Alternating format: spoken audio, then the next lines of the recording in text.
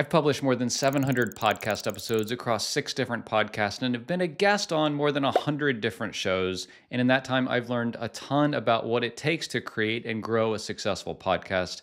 And in this video, I'm going to share the 60 tips I wish someone had told me when I was getting started to grow a more successful podcast faster. Tip number 1 is your podcast artwork is super important and maybe the single most important element of discovery and new listeners finding your show. They're going to find it in places like Apple Podcast. And just like on YouTube, the thumbnail is so important. The cover image in podcasting makes or breaks people's option to listen to your show in the first place. So you got to get this right. Hire a designer, spend a little bit of time or money, and really do this great. Big fonts, your face on the image, these kinds of things to really stand out will make or break the difference in your show growing.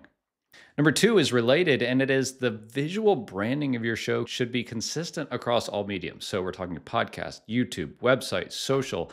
Everywhere you show up with your podcast should have the same things like fonts and colors, logos, iconography. All these things should be consistent so that your audience knows that it's you, even if they don't listen to an episode or watch a piece of content.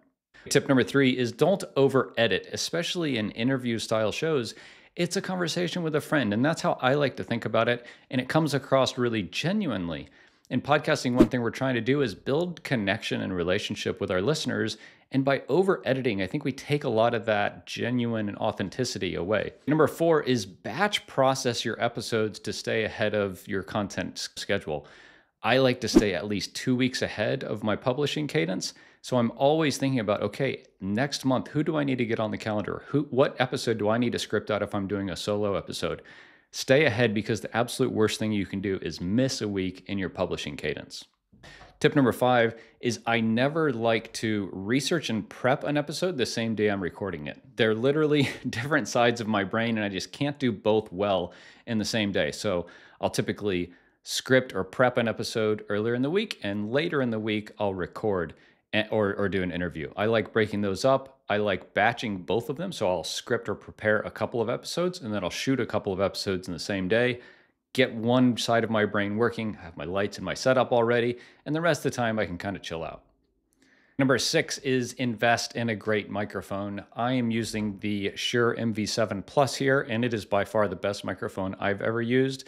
I previously used the Samsung Q2U, and prior to that, I used the Audio-Technica ATR 2100, the original version, and this is the best microphone I've ever used, hands down. If you can afford it, it's about $250. Get this one. It's awesome.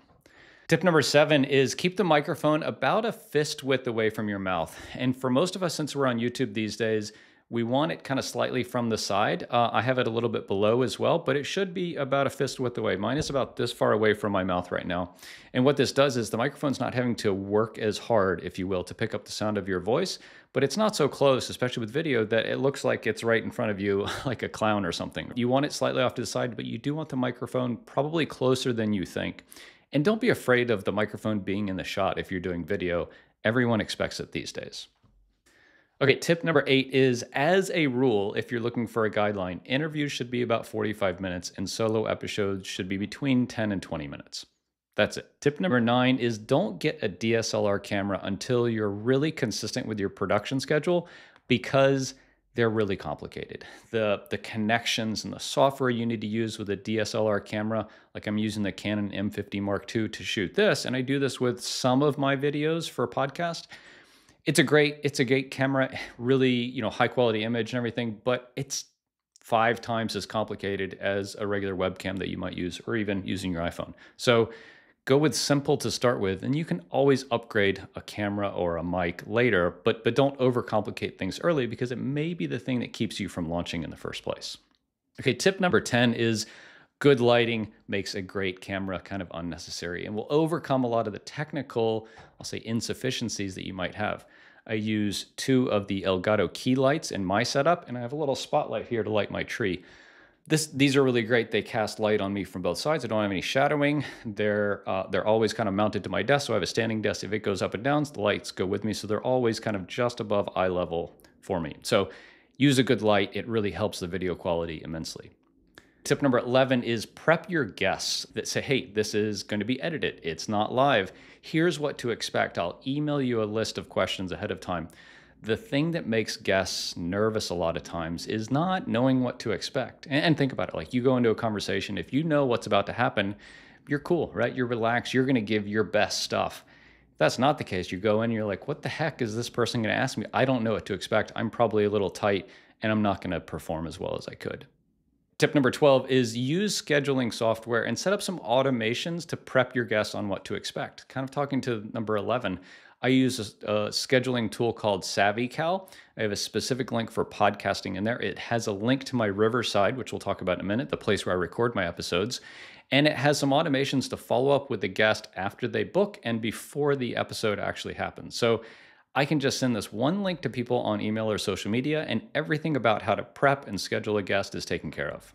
Speaking of Riverside, I like to use the marks tool. Literally, I hit the M on my keyboard to mark interesting points in a conversation. Whether it's by myself, I can just reach down and hit it, or if I'm speaking with a guest in an interview format, I like to use this to tell myself and our editors, hey, maybe this is a cool place to use as a clip, or hey, pay attention to this, you probably want to remove this part. Something about this area is interesting, and I just want to make note of it. It's easier than writing it down on a piece of paper or something like that. Tip number 14 is by far the best way to grow your podcast is to be a guest on other people's podcasts. I like to think of podcast marketing and promotion as being podcast centric. So the best way to grow your show is by being a guest on other people's show or doing things in other podcasts. It's not social media, it's not SEO, it's not things like that. It's being a guest on other people's podcasts and then you effectively promoting that to your audience and your host will vice versa. Tip number 15, we talked about Riverside a couple times. Just use Riverside to record your content for remote interviews. It's by far the best platform out there. I've used them all. It's the best. Just use it. Tip number 16, it has to do with podcast analytics. And this is one that I want to mention because it's really popular. You know, we run a podcast hosting platform called Castos. So if you want to get your podcast started, go to castos.com, start your free 14-day trial. And something that our customers come to us all the time about is analytics. And they're like, hey, tell me about your analytics. Tell me what you guys do. And really what it comes down to is you want to look at, are you getting more listens over time? That's great. And are there any outliers or any single episodes that perform way better than other ones? And all that really tells you is your audience likes that episode, that content, that format, that perspective. Something about that really resonated.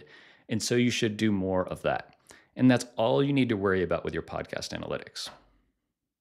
Tip number 17 is set a schedule and stick to it. No matter what happens, if you tell your audience, hey, I'm going to show up every Tuesday with an episode. You literally just can't miss an episode.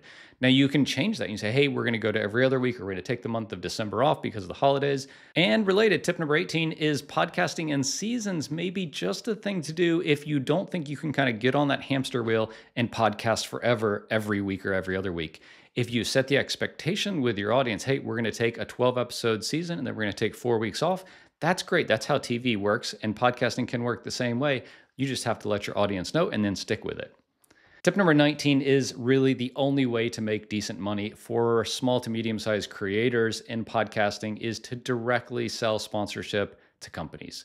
Dynamic ad insertion, paid content, donations, all these are great. We do all these at Castos. But if you really want to make thousands of dollars from your podcast, the only way is to put your sales hat on, go talk to brands in your space, and sell them on the concept of your show and what you can bring to their audience. Sell these as at least 8-episode seasons or packages and get them to pay you a couple $100s an episode. Tip number 20 is to create a sponsor page for your show well before you're ready to take on advertisers because you just never know who might come knocking, right? You start podcast, you're growing, and things are going well, you might get that email from someone in your space say, hey, I really like what you're doing. I see you take sponsors. We'd love to help out. That's a lot easier than you having to go out cold to folks. So take the kind of 15, 20 minutes, put together a nice info packet. It can just be a Word doc or a Google doc, but get something out there so that folks know you do accept sponsors. And these are kind of the rough parameters of what that might look like. Tip number 21 is YouTube is the biggest content opportunity for pretty much every brand online today. I may be biased. We're a media company and we're a podcasting platform. I love podcasting. I think it's absolutely amazing, but podcasting on YouTube is even more amazing. And just generally, YouTube is somewhere that you as a marketer and a brand should be looking. So don't overlook it. Related, tip number 22 is kind of a pro tip. It is if you're doing video, which we all should be doing, right? Record a separate intro and outro, one for video and one for audio, because what you say and the pacing and the hook, if you will, how you grab people and bring them in on YouTube should be quite different than it is in audio format, because in audio, we get a little more kind of leeway in terms of like telling a story and letting things evolve. Because like when I listen to podcasts, I'm either in the car or at the gym, and I'm there for 20, 30, 40 minutes. If I'm watching on YouTube, I'm sitting on the couch and you literally have like 5 seconds to keep me on this video or I'm going to bounce, right? So as you're thinking about crafting your audio and video content, they should be different, at least in the intro and outro sections. Tip number 23 is record video for your podcast, if nothing else, so that you can publish short clips on social. So even if you're not going to publish the video on YouTube, which you should, but if you can't, I get it. But just record video so you can use a tool like we'll talk about in a second to clip little 30 to 60-second clips of that interview for you to use on social to promote your show. Tip number 24 is use opus.pro. So go to https://opus.pro to create clips of your show automatically. So if you're publishing a YouTube video, you just grab that link on YouTube, put it into Opus, and it automatically clips up like 10 different short clips between 30 and 60 seconds of your show. It does the captioning. It can even do B-roll. Really great for social media engagement and publishing so you can grow your show on social. Tip number 25 is to make your podcast name easy to spell and remember, because think about it, every time you talk about your podcast, it's going to be in audio format. Maybe it's going to be in video, but you want the name to be kind of easy to spell and kind of obvious, maybe a little bit cute or whimsical, but not so out there that people don't directly associate what the heck you're talking about with your show. So just think about, I want to make it kind of obvious, but kind of interesting and cute and compelling as well. Tip number 26 is expect to pivot the direction, format, or maybe even focus of your podcast eventually, especially if it's going on a long time. I mentioned at the very beginning, I've published 600 or 700 episodes of podcasts. My main podcast is called Rogue Startups. It's been going for 330 episodes as of recording this. And in that time, it's changed a lot. I started as a single host and I was doing interviews. Then I had a co-host from episode kind of 4 to almost 300. Now it's just me and I'm doing kind of solo episodes and a couple of interviews. And that's fine. It's evolving as I'm evolving as a person. And so just expect that and kind of embrace it and communicate that with your audience. I have whole kind of reboot episodes talking about how the show is taking a different direction. And I'm pretty forward with my audience about what that means. Related, tip number 27 is if you have a co-host, have some kind of written agreement in place to protect yourself and them from an intellectual property perspective. Podcasting with a co-host is kind of like a marriage. You are a partner in this endeavor. And if nothing else, you just want to have things on paper to set out the expectations of, hey, this is what I'm bringing. This is what I expect. This is what I would like from you. This is what we'll do. This is what we won't do, so that there's no confusion or kind of mismanaged expectations or misalignment down the road. Okay, tip number 28, most all of your content should be evergreen, but every once in a while it should be timely, as in current events, conferences, news in your industry. Evergreen meaning it's relevant today as it will be in 6 months or 6 years, but timely is something is happening right now and it's worth me putting in the bit of extra effort to make a piece of content about this specifically. Tip number 29 is learn how to use a teleprompter for solo episodes and write a script quickly. I use a fair bit of AI for this. Using a teleprompter, I'm using a teleprompter right now just because I don't want to have to look down at my computer screen and then back up. I have my notes on the teleprompter here. I don't script this word for word, but I just have notes. I have my 60 things I want to talk about, and they're just a few words each. Using a teleprompter is hard, but it's really great if you're shooting solo episodes like this. Related, tip number 30 is never script interviews, but rather talk out between 5 and 10 talking points or maybe questions that you want to touch on, and then let the interview kind of grow and flow organically from there. Tip number 31 is just because you record an episode doesn't mean you have to publish it. You should be a bit picky with your content. And if you have a guest on, you think it's going to be great, but then they just don't really deliver, or it's not in alignment between your brand, what you want to show, and then your guest's interests and desires and fears and wants, don't publish it. It's not worth damaging the reputation of your show just to kind of seem nice with the guest that you had on. So I don't think there's any obligation that just because I record an interview means I have to publish it. And you might even be forward with a guest and saying like, hey, if you do real good, we'll publish this, but if not, we won't. Like I probably wouldn't be that forward, but it's okay not to publish stuff. Tip number 32 is doing a solo episode is the hardest piece of content that you'll ever create. Doing this 15-minute video here today will literally kind of tax me for the rest of the day, and I won't do anything else because I need to be on, I need to be projecting, I need to entertain and inform and educate you, but it's really hard. You know, they say the camera adds 10 pounds and the microphone kind of takes off like 20% of your energy. So you really have to be kind of switched on for stuff like this. And for a solo episode, you are the only source of energy. You don't have a co-host to where you can kind of coast through them, talking through things, then bounce ideas back and forth. It's just you. And so you really have to get out there and project and turn it on. And so I wouldn't suggest doing solo episodes until you're really established as a podcaster. And for me, that's like at least 20 episodes into your journey. Just stick to some kind of interview format to start with. Tip number 33 is to actively listen and be genuinely curious if you're doing an interview show, right? The same things that you find interesting are very likely the same things that your audience will find interesting too. So trust your intuition as a subject matter expert and kind of the authority in your space, and chase those threads that your guest is opening up for you.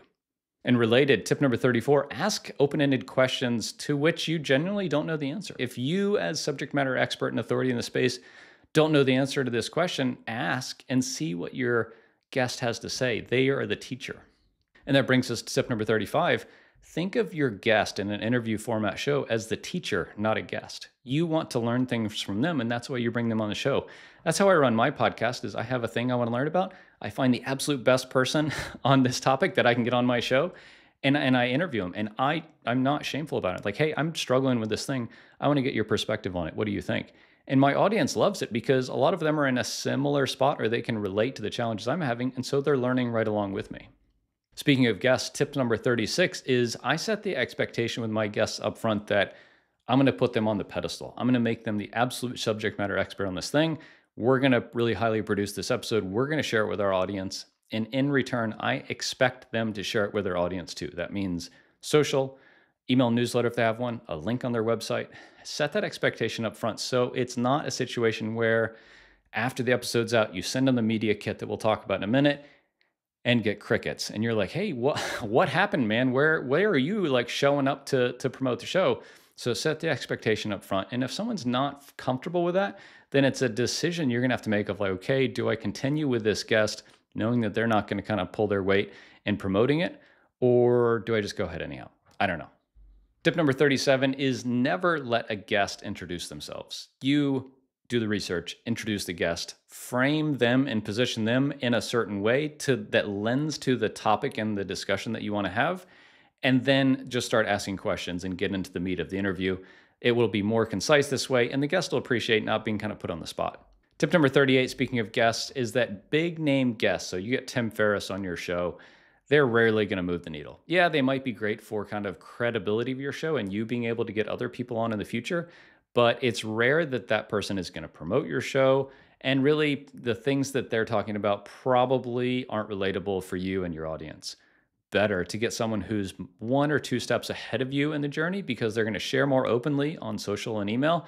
And the things that you talk about are more relatable because it's closer to the things where you are right now in your life.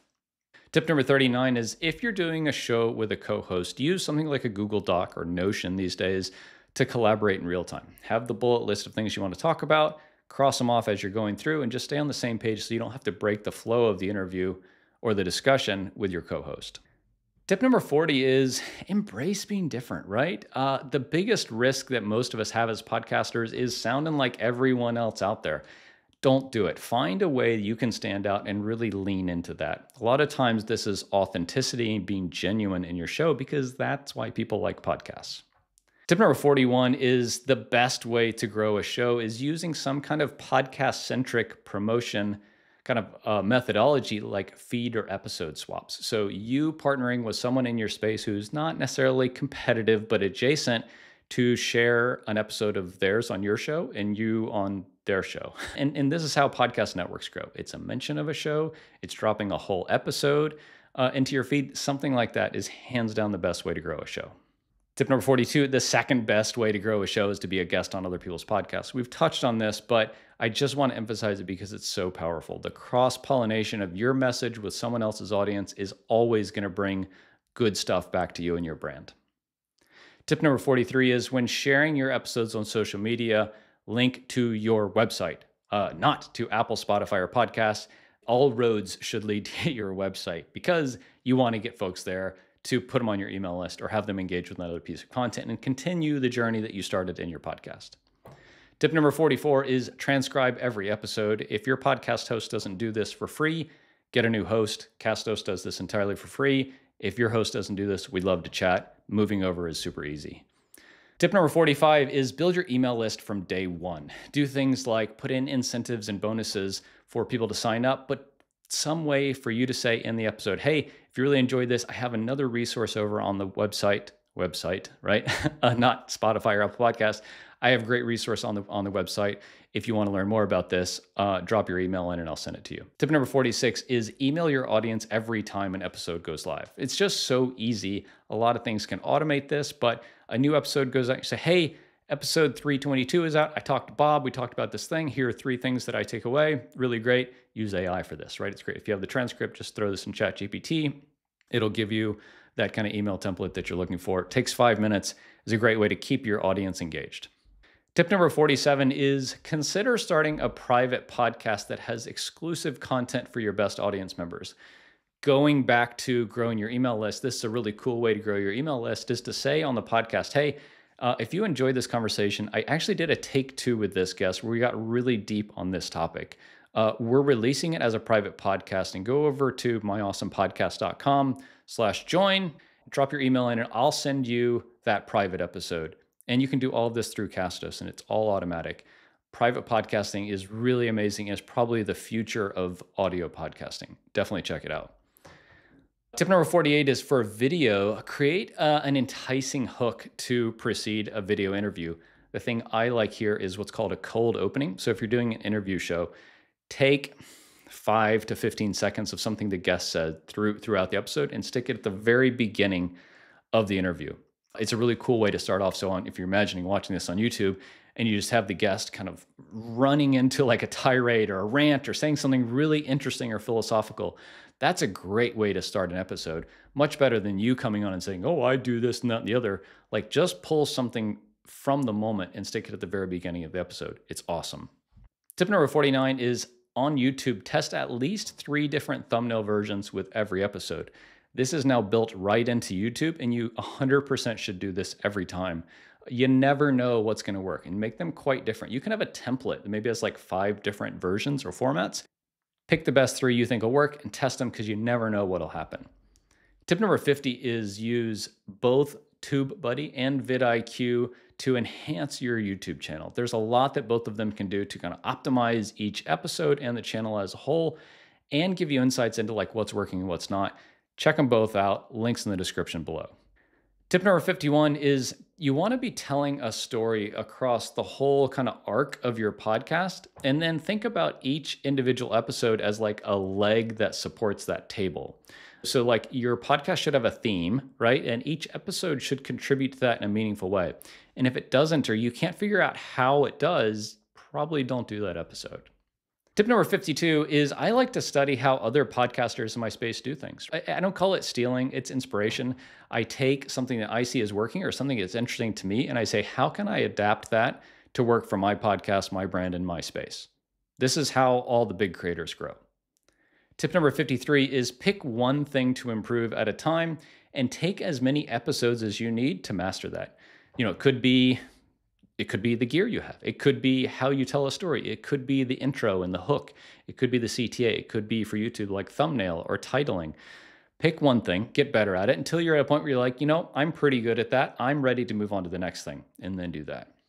Tip number 54, experiment with different aspects of your show like format, duration, and style, and you'll eventually find one that fits. It's okay to experiment around a little bit, especially early on, and communicate that and generally be open with your audience and be like, hey, we're trying a new thing. Let me know how it works. Shoot me a message. Tip number 55 is never, ever ask for a rating and review and for someone to subscribe to your podcast, because nobody's going to do it. Nobody leaves ratings and reviews.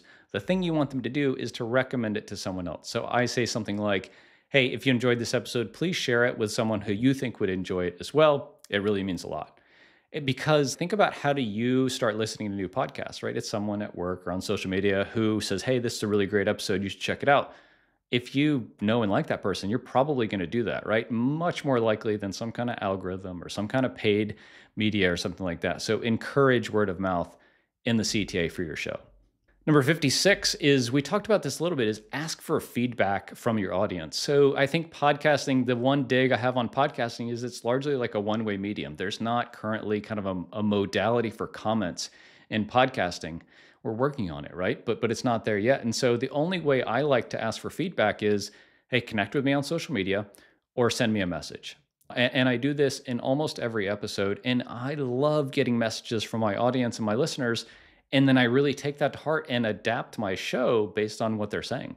Tip number 57, use AI, something like ChatGPT, to repurpose your content down. So you're going to get the transcript, right, from your podcast host. If you have a decent podcast host, they will transcribe your episode like Castos, and create a blog post, create social post, create email newsletter, all automatically in like 1 minute, because you have the transcript, which are your words. And I think this is the thing with AI, is like, oh, it doesn't sound like me. It's going to sound like you because it's your words. AI is just going to reformat that transcript into a blog post for the website and social post and email newsletters. It saves tons of time and it's amazingly effective. Tip number 58 is build out a press page on your website or your personal website with episodes and podcasts that you've guested on. These podcasts will really appreciate a link from your show to help with search engine optimization, and it gives you a lot of credibility as a guest and as a show. Tip number 59 is stand up. Literally stand. Don't sit at a desk if you can. I'm standing right now and I project and I have a lot more energy than I do when I'm sitting. I also don't swivel in the chair as much. Sure, I move side to side a little bit, but standing up is the only way to go when you're presenting. It's the reason that all public speakers are standing and not sitting when they give talks. And tip number 60 is really switch it on when the camera comes on and the mic is on. The camera adds 10 pounds, the microphone takes away 20% of your energy. So you really have to kind of bring it on. And that's the reason I stand, is you have to sound interesting or people aren't gonna listen or watch. And standing is a good way to do that, but also just like switching yourself on, have an extra cup of coffee, and really kind of project a lot to sound interesting, because you lose some of it in editing and through podcasting and on YouTube. So don't be afraid to really turn it on. Okay, that is 60 tips that I wish I knew as if I was just getting started in a podcast. I hope you enjoyed. I hope you take some of these and implement them into your show. If you're just getting started in your podcasting journey and need a great place to host your show and have it be kind of the home for your podcast, castos.com is that place. Head over for a free 14-day trial today. I hope you enjoy. Any questions, drop a comment in below. I'm here. I'll answer every single one of them. Thanks so much.